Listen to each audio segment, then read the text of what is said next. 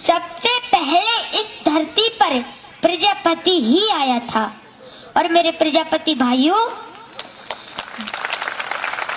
वही सबसे पहला वैज्ञानिक है जिसने किस चीज का आविष्कार किया? जिसने कुंभ का आविष्कार किया था, जिसे हम सब लोग घड़ा कहते हैं। कहीं कहीं पर इसे गगरी भी कहा जाता है, अलग अलग नामों से पुकारा जाता है। लेकिन जब पहली बार बना था तो इसका नाम कुंभ पड़ा था। हरिद्वार से 6 किलोमीटर दक्षिण की ओर जो कभी राजा दक्ष की राजधानी का नगर था, जो आज भी गलखंड के नाम से जाना जाता है, जहाँ कुंभ परवी पड़ती है, ये भी कुंभ से ही शुरू हुई थी।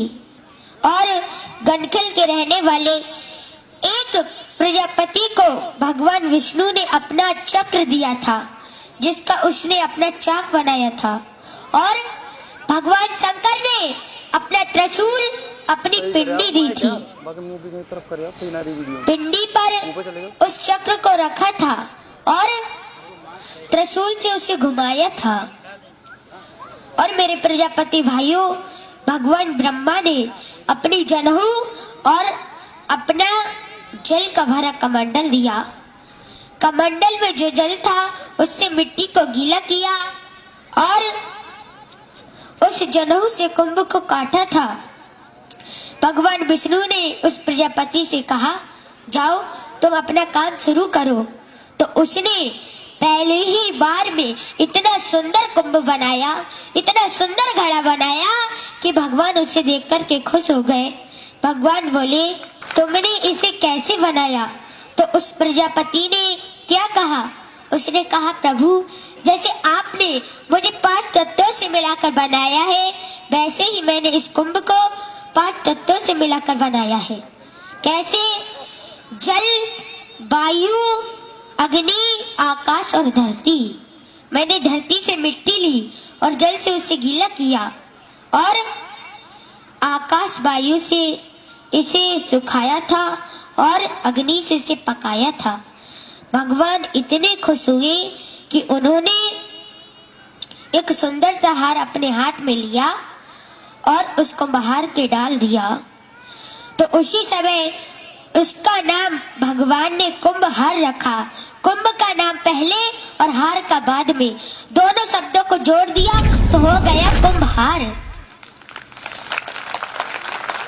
और उसी वक्त भगवान ने उसे ये वरदान दिया कि चाहे कोई भी पूजा हो, हर काम में तुम्हारी कुंभ की हर किसी को आवश्यकता पड़ेगी। तुम्हारी पूजा के बगैर कोई पूजा संपूर्ण नहीं होगी। तुम्हारी इस कुंभ का जल पी करके लोग अपनी सांसें लेंगे और तुम्हारे कुंभ के बगैर कोई भी पूजा संपूर्ण नहीं होगी। अब चाहे वो मृत्यु हो या जन्म हो, शादी हो या सजा हो। और मेरे प्रजापति भाइयों, ये सच बात है, तुम जिस विवाह में नहीं जाओगे तो इसका विवाह, तुम्हारे कलश, तुम्हारी पूजा के बिना कभी पूर्ण नहीं होगा। इसीलिए आप जरा सोचो, आप कौन हो, फिर भी आप भिखारियों की तरह जी रहे हो।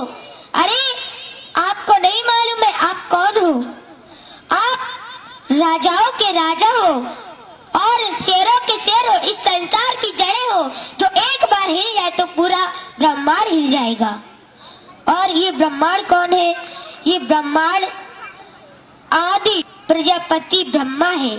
ब्रह्मांड भी प्रजापति ही है और इसके रचयिता दक्ष प्रजापति है। ये भी प्रजापति है, यानी कि ब्रह्मांड भी प्रजापति है और उसका रचयिता भी प्रजापति ही है। और मेरे प्रजापति भाइयों, आप फिर भी अपना सर झुका के जी रहे हो। आपकी एक छोटी सी गलती से आपको नीचे गिरा दिया गया है। मैं बताती हूँ, अगर किसी भाई को बुरा लग जाए तो माफ कर देना। मैं बताती हूँ, आज 20% तो प्रजापति मिट्टी के बर्तन बना रहे हैं और 80% रोजगार बंद कर दिया गया है। किसने किया है? फाइबर, प्लास्टिक, स्टील, लोहा ने। मेरे कहने का मतलब ये है कि किसी दूसरे के ऊपर निर्भय होकर मत जियो। अरे लोग तुम्हें नजरों में नीचा गिरा रहे हैं, इन्हें दिखा दो तुम कौन हो, तुम क्या हो। खाओगे? जब तक कोई अन्य जाति वाला तुम्हारे पास कुछ वस्तु लेने ना आए तब तक तुम उसे कुछ मत दो। और तुम्हारी जरूरत तो हर किसी को पड़ती है। कैसे? जब दीपावली का त्योहार आता है तो उस पर दियों की जरूरत पड़ती है, चिरागों की जरूरत पड़ती है, और जन्म होने पर कलश की जरूरत पड़ती है, मृत्यु होने पर कलश की जरूरत पड़ती है।